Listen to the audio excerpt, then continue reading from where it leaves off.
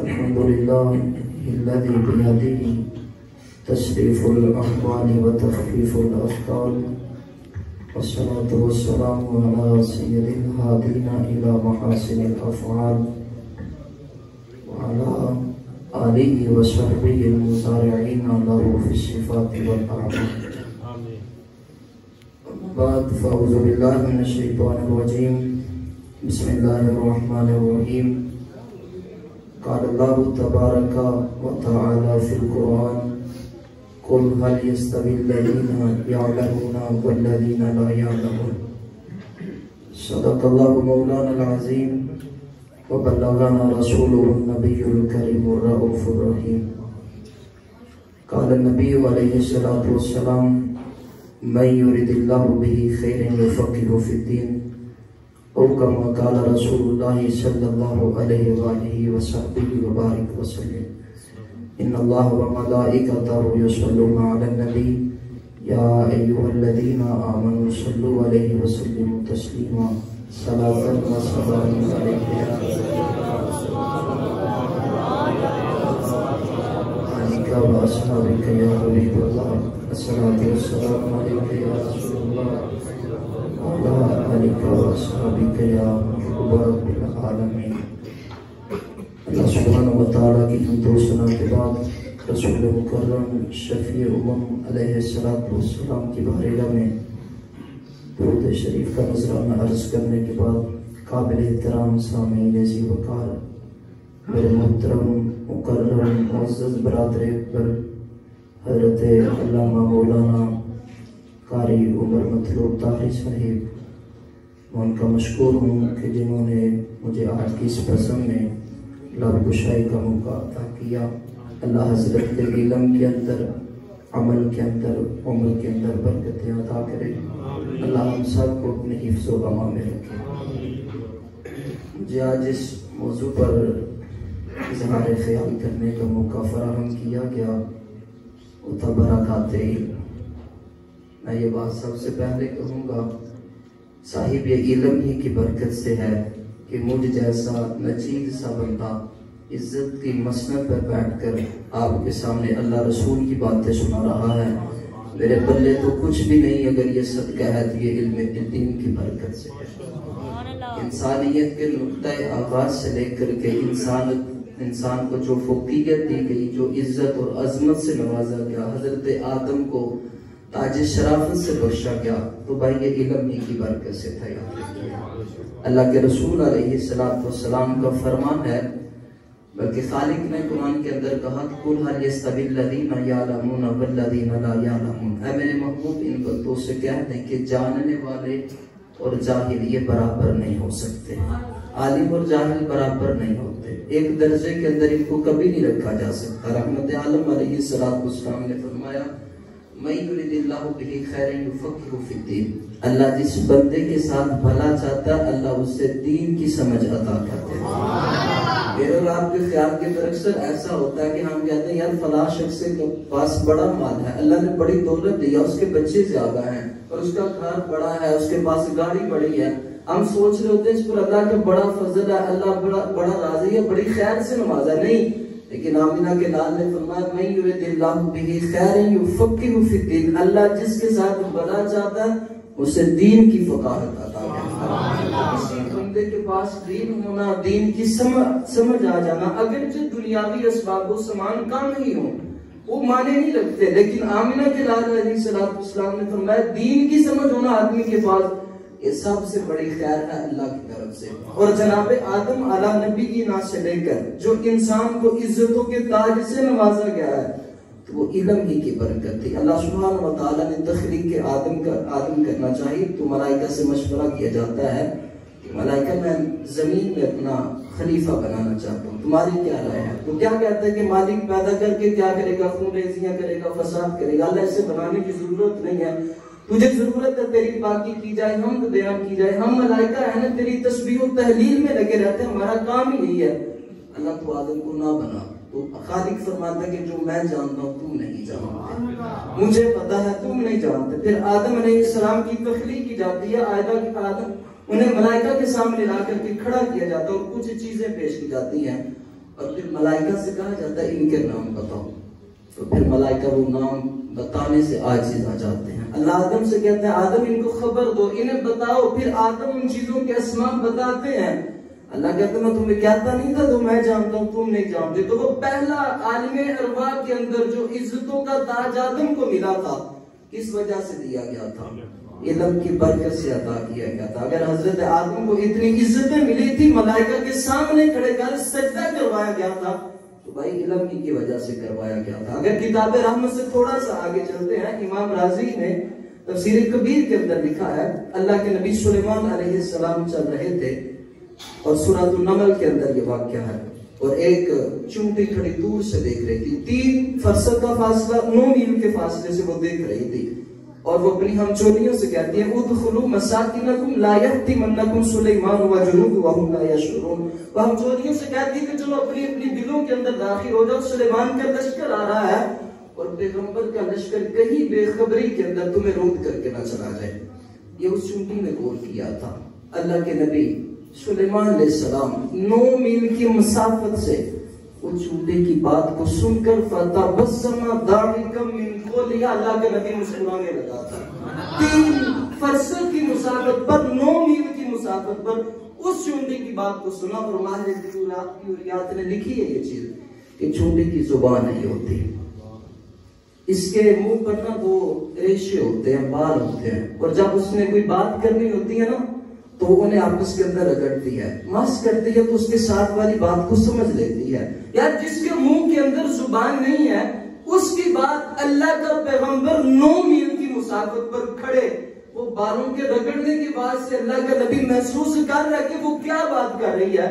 یہ میں اس نبی کا تذکرہ آپ کو سنا رہا ہوں کہ جو مسجد اقصی کے اندر میرے نبی کے پیچھے کھڑا تھا۔ یہ شان ہے خدمتگاروں کی، سردار کا عالم کیا ہوگا۔ سلیمان علیہ السلام 9 میل کی مسافت پر کھڑے اس چونٹی کو بولنے کی، جس کی زبان نہیں ہے، اس کی بات کو سمجھ رہے ہیں، تو پھر ذرا مجھے بتائیے آمنہ کے لال کے علم کا ہوگا۔ تو اس چونٹی نے جو قول کیا تھا فتبسم ضاحکا من قولها، اللہ کے نبی اس کے قول پر مسکرانے لگے۔ 9 میل کی مسافت تھی بھائی، اس کی زبان بھی نہیں تھی۔ اللہ نے اپنے نبی کو اتنی سمجھ، اتنا علم عطا کیا ہوتا ہے۔ سلیمان نے اس کی بات کو سنا، اور یہ اس کا خاصہ تھا اس چونٹی کا کہ اللہ نے اس کو قرآن کے اندر ذکر فرمایا ہے، باقاعدہ ایک سورہ کا نام سورۃ النمل رکھ دیا گیا، اس چونٹی کا تذکرہ قرآن کے اندر آیا۔ تو بھائی یہ برکات علم ہی میں سے تھا۔ اور تھوڑا سا اگر آگے چلتے ہیں تو سلیمان علیہ السلام اپنے دربار والوں سے کہتے ہیں کہ مجھے تخت بلقیس چاہیے، میرے پاس کون لے کر کے آئے گا؟ ایک جن کھڑا ہوتا ہے، کہتا کہ میں لے کر کے آتا ہوں آپ کے مقام سے کھڑا ہونے سے پہلے۔ لیکن قال الذی عندہ علم من الکتاب، ایک وہ صاحب کھڑے ہوئے جس کے پاس علم کتاب تھا، کتاب کا علم تھا۔ وہ کہتے ہیں کہ آپ کے پلک جھپکنے سے پہلے تخت بلقیس آپ کی بارگاہ میں حاضر کر دوں گا۔ میں یہ بات کرتا ہوں سابقہ امم کے اندر، پچھلی امتوں میں جن کے پاس کتاب علم تھا اور قرآن کا علم نہیں تھا، یہ تو خیر سے بڑی کتاب ہے جس کے اندر اول سے لے کر آخر تک سارے کے سارے علوم اس کے اندر ہیں۔ جس کے پاس سابقہ کتابوں کا علم تھا اور وہ سابقہ امتوں کے ساتھ تعلق رکھتے تھے، ان کے نبی امام الانبیاء نہیں تھے، ان میں سے اگر کسی بندے کے پاس کتاب کا علم ہو تو اللہ اتنی برکت عطا کرتا ہے، اتنی طاقت سے نوازا ہوتا ہے، وہ تخت بلقیس پلک جھپکنے سے پہلے لا کر کے رکھ دیتا ہے۔ آپ مجھے بتائیں اس کتاب رحمت کی برکت کیا ہوگی؟ اسی علم کی برکت سے وہ تخت بلقیس کو اللہ کے نبی سلیمان کی بارگاہ کے اندر حاضر کر دیتے ہیں۔ اس علم کی بہت ہی برکت ہے، یہاں تک کہ اسلام کا جو دوسرا نام ہے وہ دین علم ہے، یاد رکھیے گا۔ نبی مکرم علیہ السلام پر جو پہلی وحی ہوئی تھی، اقرأ بسم ربک الذی خلق خلق الانسان من علق، تو کس کے متعلق تھے؟ وہ علم کے متعلق نازل۔ اور اللہ کے رسول علیہ السلام اعزازاً اس چیز کو کہا کرتے تھے انما بعثت معلما، اللہ نے مجھے معلم بنا کر کے بھیجا ہے۔ بھائی آپ مجھے یہ بتائیں، بادشاہت اپنی جگہ ہوتی ہیں، اللہ سبحانہ وتعالیٰ نے نبی داؤد کو اختیار دیا تھا، دو چیزیں ان میں سے کسی کو بھی اختیار کر سکتے ہیں۔ امام رازی نے لکھا ہے کہ دو چیزوں میں سے آپ کسی کو بھی اختیار کریں، آپ علم کو لے لیں، بادشاہت کو لے لیں۔ داؤد علیہ السلام کہتے ہیں مالک تو مجھے علم عطا کر دے، جب علم مانگا تو اللہ نے کہا جا علم کی برکت سے تجھے بادشاہت سے بھی نواز دیا۔ اللہ سبحانہ وتعالیٰ نے داؤد کو اتنی طاقت دی کہ لوہا ان کے ہاتھوں کے اندر نرم ہو جایا کرتا تھا، بالکل نرم ہو جایا کرتا تھا۔ تو دیکھیں یہ کس کی برکت سے ہے؟ یہ فقط علم کی برکت سے اللہ سبحانہ وتعالیٰ نے یہ اعزاز بخشا تھا۔ اللہ کے رسول علیہ السلام کے صحابی ہے جناب ابو درداء رضی اللہ تعالیٰ عنہ، یہ دمشق کی جامع مسجد میں تشریف فرما تھے، اور ایک صاحب تھے جو قیس قریب بیٹھے ہوئے تھے۔ کہتے میں قریب بیٹھا تھا کہ ایک شخص آیا مدینہ سے، کہاں سے؟ مدینہ سے چل کر دمشق آیا، کس وجہ سے؟ اور حضرت ابو درداء کے پاس بیٹھ کر کے کہتا ہے حضرت میں اللہ کے رسول علیہ السلام کے شہر مدینہ سے آیا ہوں، اور مجھے یہ خبر ملی تھی کہ آپ حضور کی کوئی حدیث بیان کرتے ہیں، اور میں فقط وہ حدیث سننے کے لیے آپ کے پاس ہے۔ کہاں سے چلے تھے؟ مدینہ سے چل کر کے دمشق کی جامع مسجد میں صحابی رسول کے پاس فقط ایک حدیث سننے کے لیے گئے تھے۔ علم کی قدر تو یار ان لوگوں کو تھی، حضور کا جو وراثت تھی، جو علم دین تھا، احادیث نبویہ کی قدر تو ان لوگوں کو تھی کہ جو ایک حدیث سننے کے لیے مدینہ سے دمشق جایا کرتے تھے۔ تو جا کر کے قریب بیٹھے گا، حضور آنے کا کوئی مقصد نہیں ہے، کسی تجارت کی غرض سے نہیں آیا، کسی قرابت دار سے ملنے کے لیے نہیں آیا، فقط علم دین آپ سے حضور کی ایک حدیث سننے کے لیے آیا ہوں۔ تو پھر جب حدیث سننے کے لیے آئے تو ابو درداء رضی اللہ تعالیٰ عنہ نے قریب کیا تو کہا سنو، پھر میں نے اللہ کے رسول علیہ السلام کو یہ فرماتے ہوئے سنا ہے۔ حضور فرما رہے تھے ایک دن کہ جو بندہ راہ علم پہ چلتا ہے، علم حاصل کرنے کے لیے وہ مختصر سا سفر ہو یا بڑا طویل سا سفر ہو، جو بندہ علم کی راہ میں نکلتا ہے اللہ سبحانہ وتعالیٰ اسے جنتوں کی راہ میں چلا دیتا ہے۔ وہ سمجھے کہ میں جنت کی طرف سفر کر رہا ہوں۔ اور پھر رحمت عالم علیہ السلام نے ارشاد فرمایا جو طالب دین کے لیے نکلتا ہے اس کے قدموں کے نیچے جو طالب علم ہوتا ہے، علم دین حاصل کرنے کی غرض سے نکلتا ہے، اللہ سبحانہ وتعالیٰ کے مقرب فرشتے اس کے قدموں کے تلے اپنے نورانی پر بچھا دیتے ہیں۔ کسی کا بڑا شاہانہ استقبال کرنا ہونا تو کیا کیا جاتا ہے؟ سرخ رنگ کے قلیم بچھا دیے جاتے ہیں، 2-3 کلومیٹر تک بچھا دیے جائیں گے۔ جب ہمارے یہاں پر بھی وزیر مشیر باہر کے صدر آتے ہیں، آپ نے دیکھا ہوگا کہ قلیم بچھا کر کے ان کا استقبال کیا جاتا ہے، اور وہ ان کی فرحت کے لیے خوشی کا سامان ہوتا ہے۔ اتنے خدام کریں، اتنے لوگ کھڑے استقبال کے لیے، اور سرخ رنگ کی قلیم بچھے ہوئے ہیں، اور وہ کہاں کے بنے ہوتے ہیں؟ وہیں کی مقامی فیکٹری کے ہوں گے، یا بڑی بات ہوگی تو وہ ایران سے بن کر کے آ جائیں گے، جن کا تذکرہ اقبال نے بھی کیا تھا کہ تیرے صوفے ہیں افرنگی، تیرے قالی ہیں ایرانی، لہو مجھ کو رلاتی ہیں جوانوں کی تنشانی۔ اس سے زیادہ آج کل جوان دین سے اتنا دور چلا گیا، بہت دور چلا گیا کہ یہ کلیموں میں ناز کرتا ہے، صوفوں میں ناز کرتا ہے، لیکن دین سے دور چلا گیا۔ جو مشکلات تھے، دین کی مشقتیں تھیں، جوان اس سے پیچھے ہٹتا جا رہا ہے۔ تو بڑی بات ہے وہ کلیم ایران کے بنے ہوں گے، بڑے شاہی کلیم ہوں گے، ان کے ذریعے سے استقبال کیا جائے گا بندے کا۔ لیکن ذرا سوچے، اور وہ 2, 4, 5 کلومیٹر کی مسافت پر بچھے ہوئے ہوں گے، لیکن آمنہ کے لال علیہ السلام نے کہا جو بندہ طلب دین کے لیے نکلتا ہے اللہ کے مقرب فرشتے اس کے پاؤں کے نیچے اپنے نورانی پر بچھا دیتے ہیں، اور وہ رب کے بنائے ہوئے پر ہوتے ہیں۔ پھر یہ نہیں کہا کہ وہ یہاں تک بچھے ہوں گے، 2, 4, 5 کلومیٹر تک بچھے ہوں گے، نہیں، وہ جب گھر سے نکلتا ہے، گھر سے لے کر اس مقام تک جانے تک اس کے قدموں کے نیچے وہ پر بچھے ہوئے رہتے ہیں۔ اور بھائی یہ اس کی بات نہیں ہے کہ جو 8 سال کا کورس کرے فقط علم دین کے اندر ہی لگا رہے، نہیں، یہ صحابی رسول ابو درداء حدیث سنا رہے ہیں، اور اس بندے کو سنا رہے ہیں کہ جو مدینے سے چلے تھے ایک حدیث لینے کے لیے، فقط ایک حدیث لینے کے لیے۔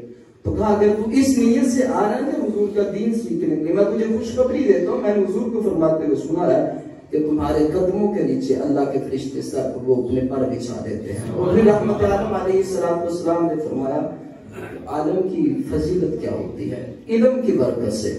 کہا کہ عالم جو ہوتا ہے اس کی فضیلت ایسے ہے کہ جیسے 14ویں رات کے چاند کی فضیلت ستاروں کتنی فضیلت ہوتی ہے، چاند چمک رہا ہوتا ہے، تو کہا جیسے اس چاند کی فضیلت ہوتی ہے اسی طرح سے عالم کی علم کی برکت سے اس طرح سے برکت ہوتی ہے۔ پھر آمنہ کے لال علیہ السلام نے ارشاد فرمایا، حضور فرماتے ہیں کہ انبیاء کی وراثت جو ہوتی ہے وہ علم ہوتا ہے، علم ہی عطا کیا جاتا ہے اور انبیاء علم چھوڑ کر کے جاتا ہے۔ تو اس علم کے لیے بندے کو صحیح کرنی چاہیے، کوشش کرنی چاہیے، اس علم کے پیچھے چلنا چاہیے۔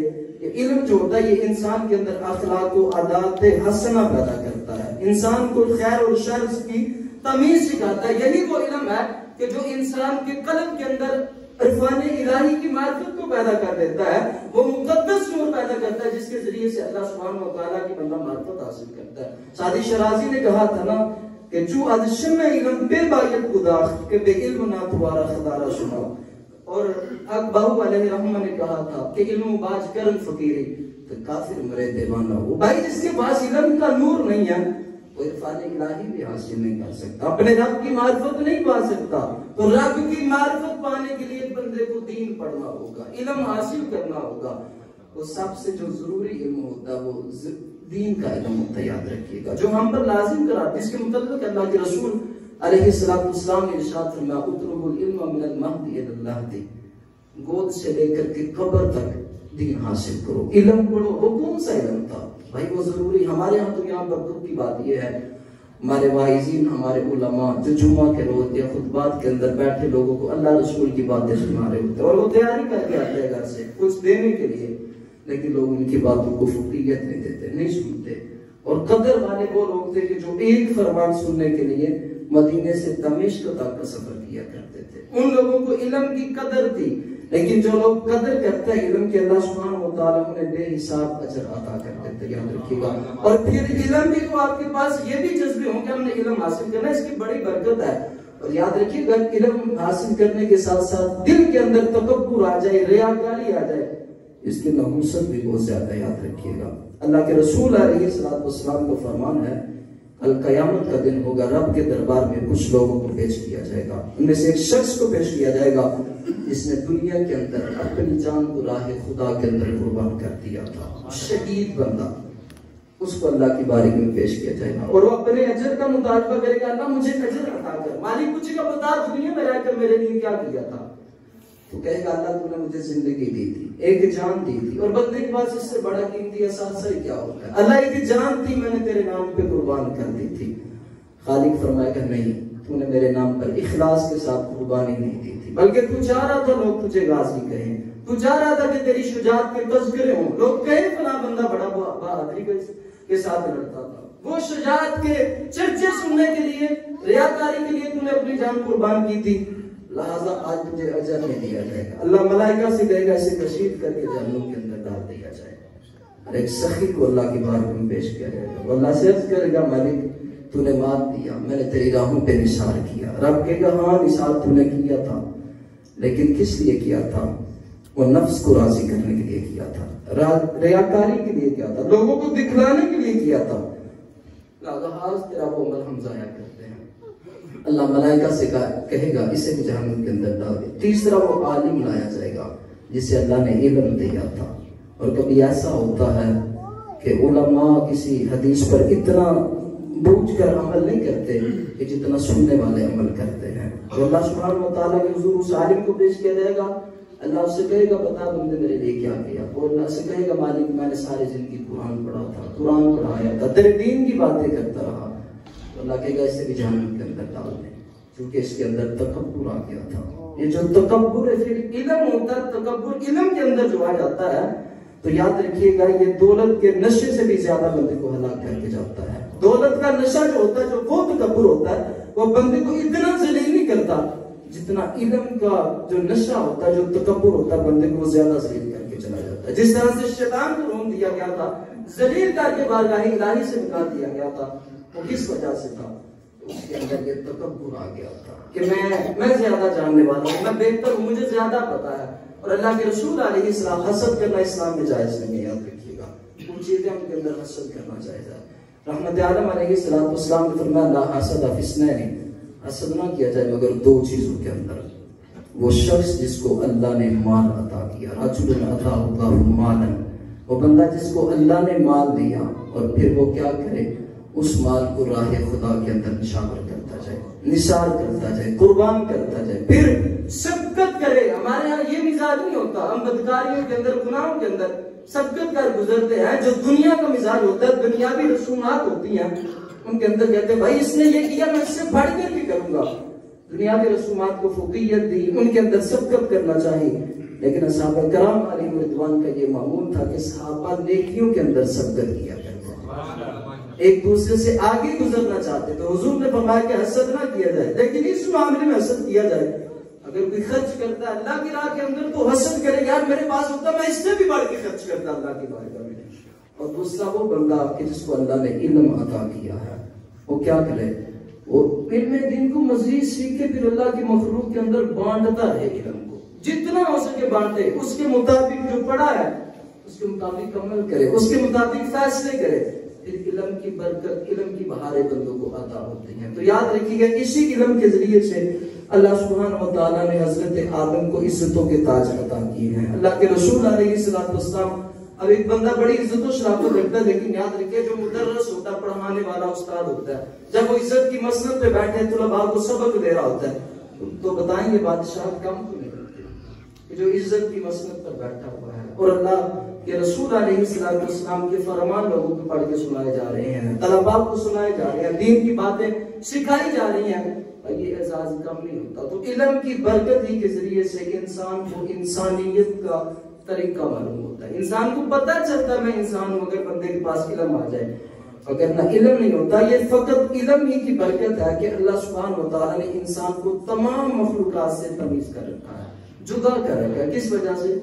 علم کی برکت سے. اگر بندے کے اندر جوہر نجاب نہیں پایا جاتا، وہ علم سے دوری اختیار کرتا ہے، راہ فراغت اختیار کرتا ہے، پھر اس کو یہ برکتیں نصیب نہیں ہوں گی. جہاں سے بھی ملے ایک فرمان نبوی ملے، کوشش کریں اسے اپنے معنی کے اندر جگہ دیں، اسے سمائے اپنے سینے کے اندر.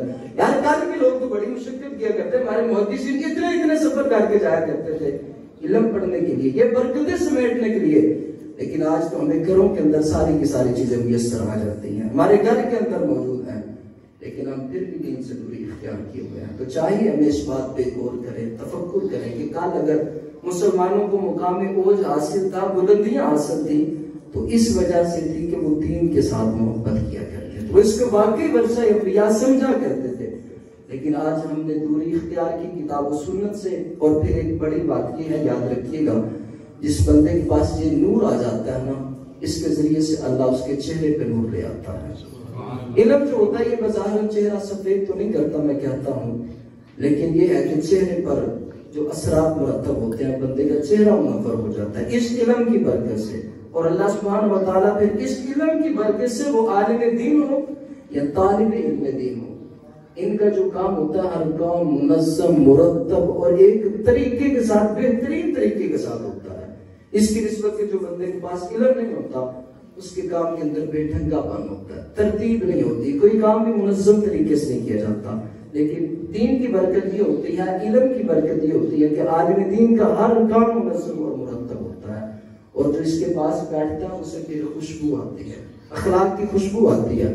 لیکن اگر عالم کے پاس بیٹھے تو پھر اسے عطر محسوس نہ ہو، خوشبو نہ آئے، تو پھر عالم کو بھی خیال کرنا چاہیے کہ یار میرے اندر کوئی کمی ہے، میرے اخلاق کے اندر کوئی کمی ہو سکتی ہے کہ میں تو فرمان خداوندی پڑھتا ہوں، اللہ کے رسول کے فرمان پڑھتا ہوں، اس کی برکتیں، اس کی بہاریں لوگوں کو نصیب نہیں ہوتی. تو یاد رکھیے گا، شروع اسلام سے لے کر بلکہ انسانیت کے آغاز سے لے کر کے انسان کو جو عزت و تکریم بخشی گئی ہے اس علم کی برکت سے.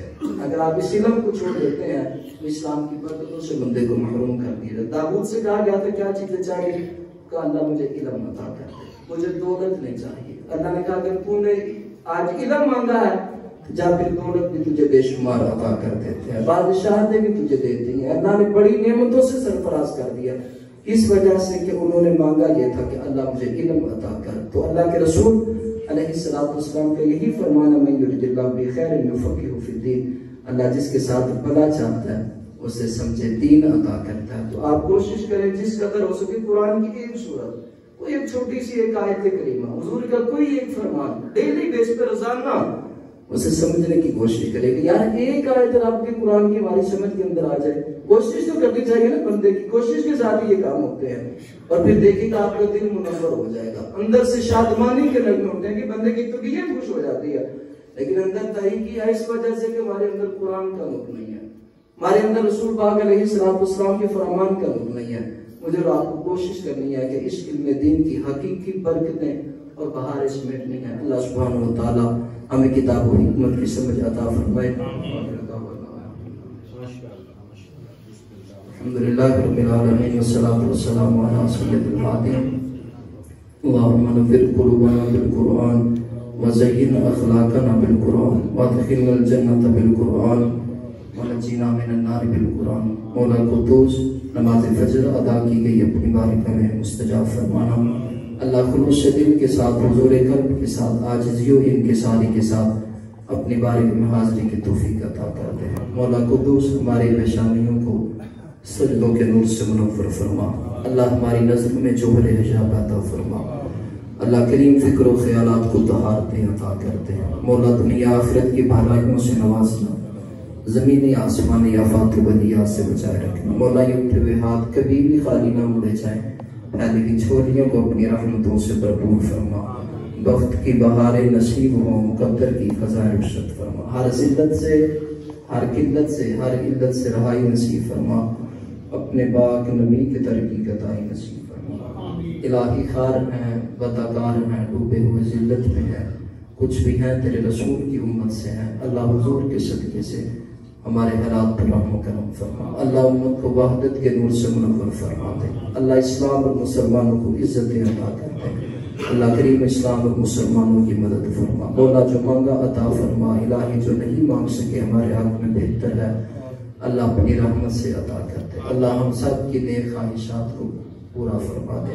مولا ان دعاؤں کو, التجاؤں کو اپنی بارگاہ میں قبول فرما. الہی جو کہا سنا اللہ قابل عمل باتوں پر ہم سب کو عمل کی توفیق عنایت فرما. اللہ ہم سب کو اپنے دین سے حظ وافر عطا فرما. اللہ دین کی فقاہت عطا کر دے.